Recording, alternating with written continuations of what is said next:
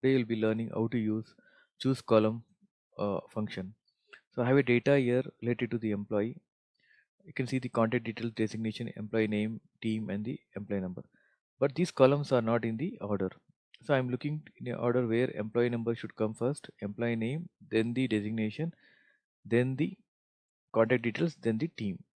But there is a function we can use it to get the information in one shot. Let's try. So for that, I'm trying to use the function here. It says choose columns, COLS columns. If you use this function, it says array. Array is nothing but the range of the table. The table what we are looking is from this to down. So select the range.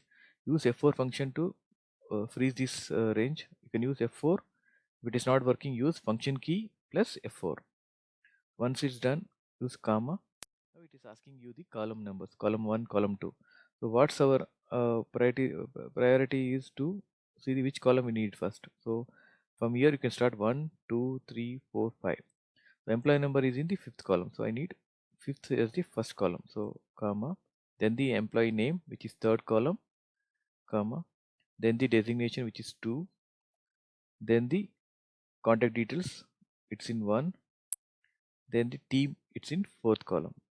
So let's close the bracket, hit enter. So now you can see the information has come in as per the order we requested. The employee number, name, designation, contact details, and the team.